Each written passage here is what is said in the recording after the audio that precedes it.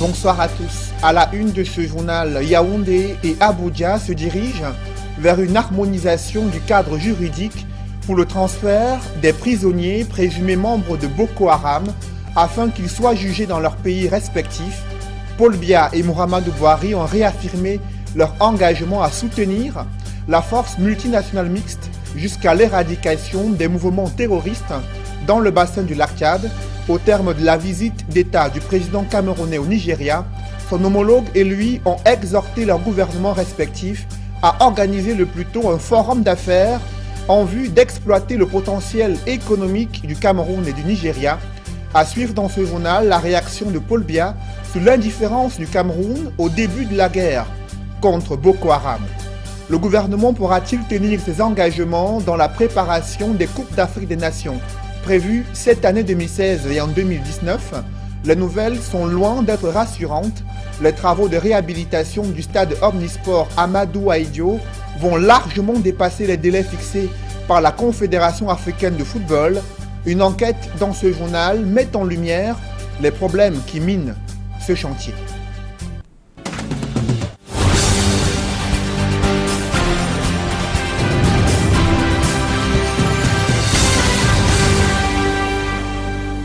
Merci de suivre cette édition complète de l'information sur Equinox Télévision. Paul Biya est de retour au Cameroun après 2 jours de visite d'État au Nigeria. Le président de la République a été interpellé sur l'indifférence de Yaoundé au début de la guerre contre le terrorisme dans le bassin du lac Tchad. Plusieurs alertes de la présence de Boko Haram à l'extrême nord du Cameroun n'avaient pas suscité une prompte réaction des pouvoirs publics. Une critique formulée lors de la conférence conjointe des 2 chefs d'État du Cameroun et du Nigeria ce mercredi à Abuja. Paul Biya a répondu que le Cameroun n'a jamais servi de base arrière aux terroristes et l'armée camerounaise s'est toujours engagée aux côtés des pays voisins pour combattre le terrorisme. Je vous propose à présent de suivre Paul Biya, le président de la République du Cameroun, qui s'explique sur l'indifférence du Cameroun vis-à-vis de la guerre contre Boko Haram il y a quelques années. À aucun moment, le Cameroun n'a été indifférent vis-à-vis du Boko Haram. C'est vrai, j'ai entendu pour la première fois cette idée, cette critique dans une conférence européenne où on disait que le Cameroun servait de base arrière au Boko Haram. Franchement, j'en étais surpris, j'ai tombé des nues. Qu'est-ce qui peut nous rapprocher du Boko Haram? L'idéologie, l'intérêt financier, la religion? Je ne vois pas. L'islam chez nous est orthodoxe. Non, c'était une mauvaise information. Nous avons toujours combattu le terrorisme et nous n'avons fait qu'amplifier cette action et je crois que tout le monde voit aujourd'hui que le Cameroun est pleinement engagé aux côtés du Nigeria, du Tchad et du Niger dans ce combat qui est capital pour notre région. L'information était fausse, je tiens à la démentir aujourd'hui. Merci. Paul Biya et Muhammadu Buhari ont exprimé la nécessité de renforcer le cadre juridique pour le transfert des prisonniers présumés membres de Boko Haram afin qu'ils soient jugés dans leurs pays respectifs. Les présidents camerounais et nigérians ont réaffirmé leur engagement à soutenir la force multinationale mixte jusqu'à l'éradication des mouvements terroristes dans le bassin du lac Tchad. C'est en substance le communiqué final de la visite d'État de Paul Biya au Nigeria. Cependant, une mésentente persiste entre les 2 chefs d'État. C'est la négociation des conditions de départ des réfugiés nigérians du Cameroun pour leur pays. Il faudra attendre l'intervention du HCR pour mettre le Nigeria et le Cameroun d'accord sur cette épineuse question. Je vous propose à présent de suivre le ministre camerounais des Relations extérieures et un morceau choisi de sa lecture du communiqué final de la visite d'État de Paul Biya au Nigeria. S'agissant des questions de sécurité, les 2 présidents ont noté avec satisfaction les succès obtenus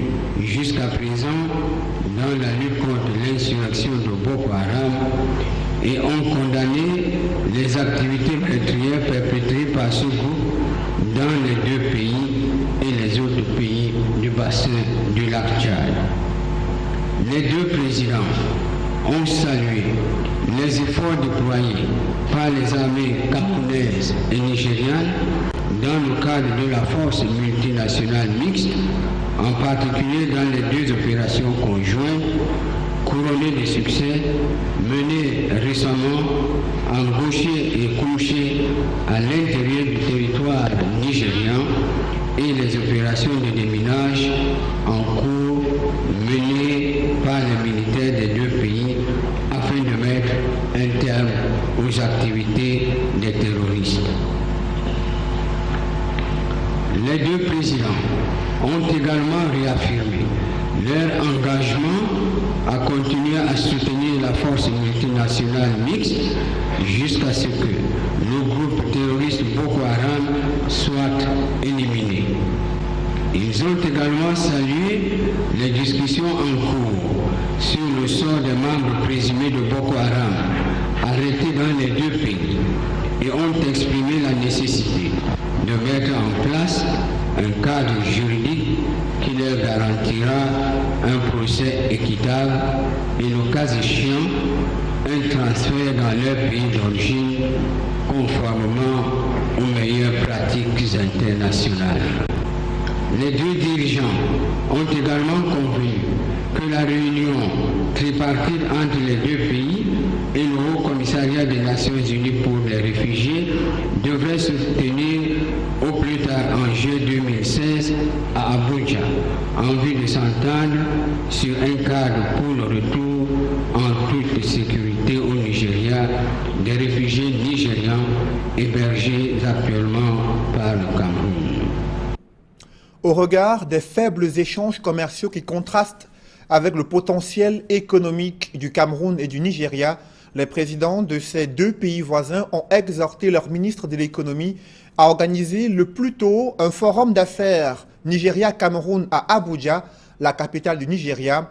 Les deux dirigeants ont réaffirmé leur engagement à travailler ensemble pour exploiter le potentiel économique dont regorgent les deux pays afin de donner des potentialités, des opportunités d'affaires à leur population. Je vous propose de suivre les précisions du ministre camerounais des Relations extérieures sur les engagements de Paul Biya et Muhammadu Buhari au terme de la visite d'État au Nigeria.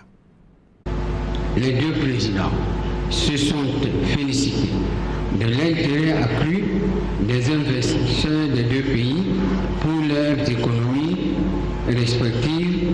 Ceci contribuera à renforcer et à élargir la coopération économique mutuellement bénéfique qui existe entre les deux pays. Ils ont exprimé leur disponibilité à travailler ensemble pour exploiter les potentiels d'investissement dont regorgent les deux pays en vue d'ouvrir des opportunités à leur population et ont exhorté les ministres de l'économie des deux pays à organiser le plus tôt possible à Abuja le forum des affaires Nigeria-Cameroun. Les deux dirigeants se sont félicités de la récente réunion entre les experts des deux pays sur les modalités de la construction d'un pont sur la rivière Mayotiel qui reliera Belel au Nigeria et Damsa au Cameroun et des infrastructures connexes le long du corridor Djabi-Lamba-Garoua et ont donné des instructions pour la signature rapide tant du protocole d'accord que des termes de référence ainsi que pour l'exécution du projet. S'agissant de la délimitation des frontières, dans les zones restantes entre les deux pays, les deux dirigeants ont convenu que, suite au retour progressif de la paix dans les zones touchées, les experts des deux pays, dans le cadre de la commission mixte Cameroun-Nigeria, doivent reprendre le plus tôt possible ces opérations de démarcation. Les deux présidents se sont félicités de l'accord frontalier dans le domaine des hydrocarbures qui a déjà été paraphé et ont convenu de prendre des mesures concrètes en vue de sa signature.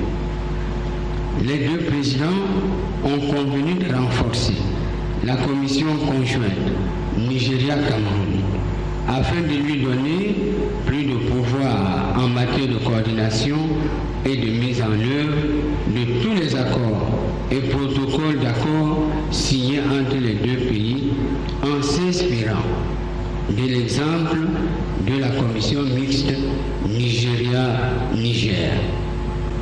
Les deux présidents ont noté avec satisfaction l'examen du protocole de 1963 sur la libre circulation des personnes et des biens et ont lancé un appel pour la signature rapide d'un document révisé. L'accord et le protocole d'accord important suivants ont été signés par les deux pays en marge de la visite. Protocole d'accord sur la consultation technique pour la gestion des ressources en eau du bassin de la Bénin et accord sur le commerce. Dans ce chapitre économie, une unité industrielle de broyage du ciment sera opérationnelle en 2018 à Nomayos, tout près de Yaoundé. Il a fallu près de 10 ans pour que cette convention soit signée entre Simencam et le gouvernement pour la mise en œuvre de ce projet de près de 25 milliards de francs CFA. L'objectif est d'améliorer la production du ciment au Cameroun. Reportage Marcelin Gansop. C'était il y a bientôt 5 ans, en septembre 2011. Le gouvernement procédait alors à la pose de la première pierre de la station de broyage de la Simencam à Nomayos, près de Yaoundé. Depuis lors, beaucoup d'eau a coulé sous le pont, au point où certains ont pensé à la mort de ce projet majeur. Que non, Simencam a simplement reculé pour mieux sauter. C'est des procédures industrielles, c'est des procédures administratives, c'est des discussions avec l'État, en matière fiscale, en matière administrative. Donc tout cela a pris du temps. Tout cela a pris du temps, mais le terrain que nous avons à Nomayos, nous l'avons acheté. Les populations ont été totalement dédommagées. C'est notre terrain. Les travaux vont commencer. Et voici l'acte qui consacre effectivement le début des travaux. C'est la signature de la convention d'investissement entre le gouvernement et Simencam. Les documents sont paraphés par le ministre de l'Industrie, d'une part, et d'autre part, par le PCA de Simencam et le président de la région Moyen-Orient-Afrique du groupe Lafarge. Simencam lance ainsi son programme d'extension en vue d'accroître sa production annuelle et par ricochet satisfaire la demande toujours croissante, aussi bien au Cameroun que dans la sous-région. Cette convention que nous venons de signer avec l'État du Cameroun, représenté par M. le ministre de l'Industrie, va nous permettre donc de commencer effectivement la construction d'une usine d'un coût de 23 milliards de francs CFA, avec une capacité de production de 500 000 tonnes. Nous commençons là, dans les prochaines semaines, prochains mois. 2016, 2018, nous avons fini, nous inaugurons, les premiers sacs de ciment sont sur le marché. Notre capacité de production donc, sera passée de 1,5 million à 2 millions à l'horizon 2018. Pour sa part, le gouvernement se réjouit du redécollage du projet de construction de l'unité industrielle de broyage de ciment de Nomayos. Ce d'autant plus qu'en dehors de l'accroissement de la production, il va donner du travail à plusieurs Camerounais, cadres, agents de maîtrise et d'exécution confondus. Cette nouvelle unité de la société Simencam représente une formidable opportunité de création d'emplois directs et indirects. Elle favorisera aussi une plus grande disponibilité et un accès facilité au ciment de la qualité Simencam au profit des Camerounais. Ce projet apporte une contribution positive au déficit de logement et au développement des infrastructures. La conception de l'usine permet l'extension de sa capacité de production annuelle à 1 million de tonnes. Le clinker utilisé à Nomayos sera à terme importé à partir du port en eau profonde de Kribi. Bon à savoir, Simencam est déjà présente dans les régions du centre, du sud et de l'est, avec ses activités de vente de ciment et de production de béton prêt à l'emploi. L'investissement de Nomayos d'un montant de 23 milliards de francs CFA s'inscrit dans la stratégie de développement de la société dans une zone géographique très promoteuse. C'est un léger ouf de soulagement pour les populations sevrées de gaz domestique depuis plusieurs mois en Konsamba, dans le département du Mungo. Une livraison inopinée dans l'un des points de vente a permis à certaines d'entre elles de se ravitailler, mais il fallait s'armer d'une énorme patience. Cyril Djemba et Sylvestre Zangaou. Telles des populations assoiffées d'eau, les habitants de la ville d'Nkonsamba, dans le Mungo, sevrés de gaz domestique depuis des mois, n'ont pas attendu pour la plupart d'avoir la confirmation de la disponibilité de ce combustible pour accourir vers les différents points de vente de la ville. Juste le temps d'apercevoir un camion chargé de bouteilles passer et l'espoir illumine leur visage. Ça fait 3 mois exactement qu'on n'a pas de gaz en Konsamba.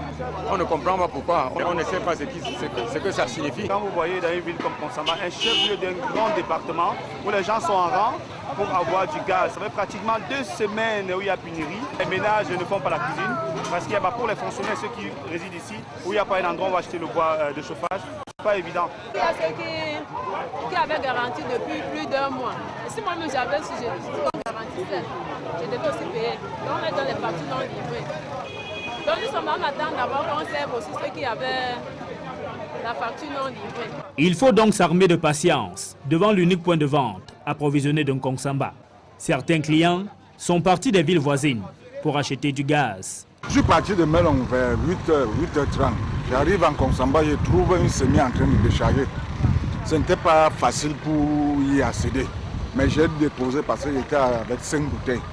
J'ai trouvé un ami qui m'a dit, bon, comme j'ai fait les va-et-vient, au deuxième tour, je reviens. Ce n'était pas facile. Au deuxième tour, je suis revenu, il y avait toujours un embouteillage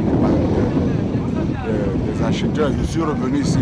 Sur le 3e tour que je suis revenu, j'ai trouvé qu'il avait acheté. Ceux qui n'ont pas pu s'approvisionner doivent attendre la prochaine livraison à une date inconnue.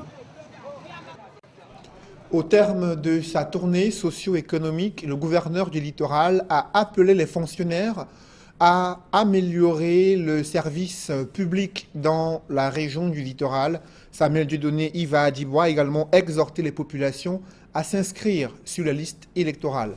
On fait le point avec Warren Zede et Albertine Bichaga.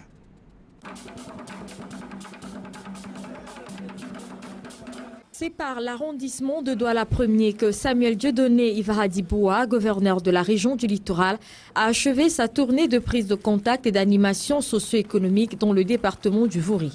Cette tournée de prise de contact et d'animation socio-économique dans le département du Vouri a été riche d'enseignements. D'abord sur le plan politique, j'ai noté avec satisfaction la bonne cohabitation des partis politiques dans le Vouri. Dans le message du patron de la région, le volet politique a donc eu la part belle. Samuel Dieudonné d'Iva-Adiboua a à cet effet interpellé la population de Douala à s'inscrire sur les listes électorales. J'ai tenu quand même à ce niveau à faire en sorte que la population se sente concernée par l'avancement, l'encadrement des institutions républicaines et la présence, n'est-ce pas, à toutes les consultations, tout simplement en manifestant le vœu de s'inscrire sur les listes électorales. Côté administration, la lutte contre la corruption dans la fonction publique a constitué l'une des préoccupations majeures au cours des échanges avec les populations. Le volet administratif a été celui d'interpeller tous les fonctionnaires et agents des services publics à pouvoir mettre un point d'honneur à bien servir la nation, quel que soit le poste qu'on occupe. Donc administrer, c'est servir et non se servir. Pour ce qui est du volet social, le gouverneur est revenu sur les sujets relatifs aux libertés de manifester et au respect des droits des femmes et des enfants. J'ai eu à insister sur le sort de la veuve dans nos communautés. Et il faudrait encadrer autant le veuf que la veuve et qu'il n'y ait pas de discrimination quant à l'encadrement de ces deux types de personnes. Et, lorsque nous avons à manifester quelque part par une activité culturelle et autre, qu'on puisse toujours s'accrocher au texte et surtout aviser nos voisins. Et j'ai demandé à ce que les uns et les autres aient un certain respect de la tranquillité de l'entourage. Passé la phase de prise de contact et d'animation socio-économique, l'autorité sait mieux désormais à quel sens se vouer. Des patrons de presse critiquent l'aide publique à la presse privée, évaluée à environ 400 millions de francs CFA. Cette enveloppe est jugée dérisoire au regard de la particularité de ces entreprises ayant pour produit l'information. La Fédération des éditeurs de presse s'est penchée sur cette épineuse question à Yaoundé. Élisée Bogba et Guy Zogo. C'est un peu la réponse du berger à la bergère au ministre de la Communication Issa Chiroma Bakari, qui ne s'est pas privé de tenser la presse camerounaise à la faveur de la Journée internationale de la liberté de la presse. Les éditeurs de presse, regroupés au sein de la Fédération des éditeurs de presse, FEDIPRESS, lui ont opposé à Yaoundé une réflexion sur l'aide publique à la presse privée. Le constat général fait est que cette aide n'a plus de pertinence. Nous avons mené une réflexion pour nous apercevoir qu'en 14-15 ans d'aide à la communication sociale, nous n'avons pas beaucoup avancé. Dès lors, pour la FEDIPRESS, il est opportun de définir une nouvelle approche à son sujet. Maintenant, peut-être il faudrait passer à l'aide indirecte, c'est-à-dire celle qui privilégie la défiscalisation, celle qui l'exonération, celle qui va dans le sens de la formation. L'aide vient récompenser quelque chose, donc le travail de la presse, donc un travail de qualité. C'est la première chose. Ensuite, il faut qu'on définisse de manière claire à travers une loi, qu'on codifie l'aide publique à la presse, qu'on dise d'où viennent les financements et comment ils sont répartis. Au bout de cette réflexion, la FEDIPRESS entend soumettre dans des brefs délais un mémorandum au gouvernement sur cette question. Nous allons laisser au gouvernement le soin de découvrir le mémo qu'on va lui adresser. Cette démarche ambitionne à terme d'arrimer le Cameroun à ce qui se fait ailleurs sur le continent en matière d'aide à la presse. Les chiffres parlent d'eux-mêmes. 2 milliards au Gabon, 800 millions en Côte d'Ivoire ou encore 700 millions au Sénégal. Des changements que la FEDIPRESS souhaite voir contenus dans une loi et non plus dans un arrêté ministériel comme c'est le cas jusqu'ici. Des forces vives peinent à taire leur querelle à Kribi dans le département de l'Océan. Malgré la tenue d'une réunion de réconciliation, plusieurs observateurs avertis craignent que la situation n'empire à l'approche des échéances électorales. Je vous propose de suivre l'enquête de Joseph Abenabena. La politique dans la cité balnéaire de Kribi va au-delà des batailles froides de leadership observées partout ailleurs. C'est une véritable guerre ouverte entre les fils de l'océan. Très souvent, c'est les frères qui se divisent. On a des autres de l'autre côté qui se battent. Les Django qui se battent. On ne comprend pas pourquoi ils se battent. On a de ce côté les frères femmes qui se déchirent entre eux. Pourtant, c'est des énergies qu'on dépense. C'est l'énergie qu'on aurait dû mettre ensemble pour pouvoir bâtir l'océan. C'est entre les hommes qu'on devait bâtir l'océan. Des figures emblématiques de cette guerre fratricide sont facilement reconnaissables. Mais deux pôles se sont affichés ces derniers temps. Le sénateur Grégoire Mbamba et le ministre Jules Dorendongo. Malheureusement, on a deux classes. Ceux qui ont été à l'école et ceux qui n'ont pas été à l'école, qui sont les self-made, les autodidactes, qui font un effort de pouvoir sortir la tête de l'eau avec leurs gros moyens. Et les élites qui sont allées à l'école, qui vivent de leur salaire, qui sont même à la limite des fonctionnaires, qui n'ont pas les mêmes moyens, à qui l'État remet quand même la responsabilité, parce que c'est des gens qui, pour la plupart, qui ont passé plus de temps dans l'administration. Si je prends le cas de notre sénateur, qui est quelqu'un de très brave et intelligent, c'est une bête politique. Il sait abattre tout ce qui est sur son chemin. Il utilise tous les moyens pour pouvoir arriver. Et il arrive. Parce que quand on veut, on peut. Et je crois qu'il est soutenu. On peut dire que c'est le fou du roi. Il est choisi dans ce sens pour pouvoir, n'est-ce pas, jouer ce rôle. Très intelligent, très futé, et met les moyens qu'il faut pour faire ce qu'il faut faire, et fait toujours bien. Parce que c'est quelqu'un qui sait faire. Quand il faut faire, il fait bien. Suivez mon regard. C'est quelqu'un d'assez éveillé, intriguant, intelligent, je dirais même indigent. Je voudrais dire que c'est quelqu'un de bien, mais qu'il faut canaliser. Ça ne l'est pas. En culture, Papa Wemba a rejoint la terre de ses ancêtres en République démocratique du Congo. À Douala, il y a eu un hommage de la communauté congolaise lors d'une messe de requiem à la cathédrale Saint-Pierre et Paul, une initiative du consulat honoraire de la République démocratique du Congo. Les travaux de réhabilitation du stade Omnisport Amadou Ahidjo vont largement dépasser les délais fixés par la Confédération africaine de football.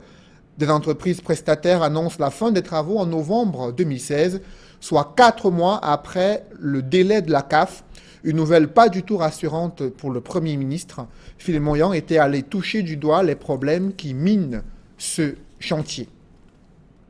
Des publi-reportages dans ce journal, le Congrès international sur le bien-être, le 6B, s'est ouvert au Castel Hall à Douala, rendu à sa 4e édition. Il s'étalera sur 6 jours. Les innovations dans ce reportage. La 4e édition du 6B est lancée. Ouverte mardi dernier au Castel Hall de Douala, elle regroupe ce qui consiste d'être appelé la crème en matière de bien-être au Cameroun. À 2 jours seulement de son ouverture, tout est fin prêt pour accueillir la foule de visiteurs habituels.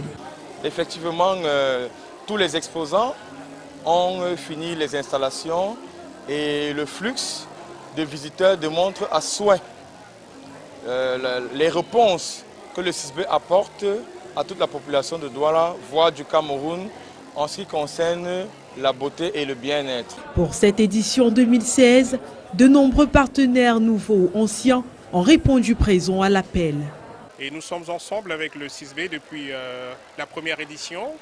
Donc American Cindy Beauty ne pouvait pas rater cet événement assez majeur dans la promotion des produits du bien-être à Douala. Une multitude de thèmes portant sur le bien-être sera à l'ordre du jour, à la fois dans les stands d'exposition et lors des conférences, de quoi édifier pleinement la foulitude de visiteurs attendus. De venir découvrir ce que nous avions promis, c'est-à-dire l'appareil qui permet de faire l'échographie de la peau. Vous voyez derrière nous là, elles sont accumulées là, c'est pour leur passage. Alors les journées d'hier et d'aujourd'hui ont été vraiment, c'était la première journée hier. Nous avons été impressionnés par le nombre de visiteurs. Aujourd'hui c'est la même chose et j'ose croire que demain, comme c'est une journée fériée, j'ose penser que l'affluence sera encore plus importante. Mais nous avons pris toutes les dispositions, n'est-ce pas, pour mieux canaliser tout le public qui sera présent. Le congrès international sur le bien-être s'achève dimanche prochain. En attendant, les flâneries se poursuivent. On parle encore du 1er mai 2016. C'était une journée remarquable pour la coopérative mutuelle d'épargne et des crédits d'investissement Comeci. Après un défilé très applaudi, clients, employés et top management se sont rendus à l'agence Prestige de Ndokbassi, une occasion idoine pour le top management de Comeci de présenter cette nouvelle agence. Reportage. Attention. Une bouteille de champagne pour arroser le nouveau visage de l'agence Comeci de Ndokbassi. La fête du travail a été l'occasion pour les clients et le personnel de découvrir ce joyau architectural à la dimension des ambitions de cet établissement bancaire. Il s'agit ainsi pour Comeci de faire respecter son rang parmi les microfinances au Cameroun. Comeci a un personnel qualifié et assez dynamique. Comeci a une qualité de service en une autre pareille. Comeci également, c'est le lieu sûr où les clients se sentent à l'aise quand ils sécurisent leur argent. C'est l'agence qui a un nouveau visage. est la troisième agence du réseau Comessi. Et maintenant qu'elle porte sa nouvelle robe, qu'elle ne reste pas seulement à sa troisième place, mais qu'elle soit propulsée. Peut-être qu'elle devienne la première des agences. Ce n'est donc pas un hasard si c'est ce cadre qui a été choisi pour les festivités de la fête du travail. C'est un héritage qui sera lourd à porter, mais je pense qu'avec l'aide de tout le monde, je serai à la hauteur de ce défi. En plus de ce que j'ai trouvé, apporter autre chose que ce que vous voyez. Les employés de cette microfinance ont tout aussi tenu à remercier la hiérarchie pour les bonnes conditions de travail tout en réclamant un peu plus. Principalement, nous attendons ici des augmentations de salaire qui nous apportent beaucoup plus d'instruments de travail. On en a déjà fait pour ce qui concerne le logiciel de travail et nous remercions déjà nos responsables pour cela. Avant ces réjouissances, le personnel de Comessi a offert au public de la vallée Besséké un passage chaleureusement applaudi dans les tribunes, ceci dans le cadre du défilé de la fête du 1er mai.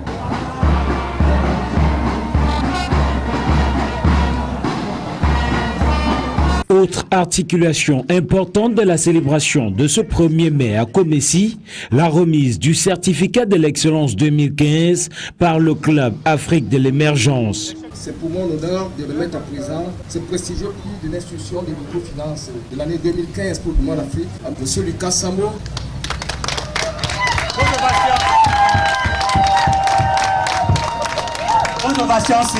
Une distinction parmi tant d'autres qui confirme la trajectoire évolutive de Comessi. La compagnie équatoriale pour l'épargne et le crédit d'investissement emploie aujourd'hui de nombreuses personnes et connaît une belle implantation sur le plan national avec ses nombreuses agences. Son siège social se trouve à Douala.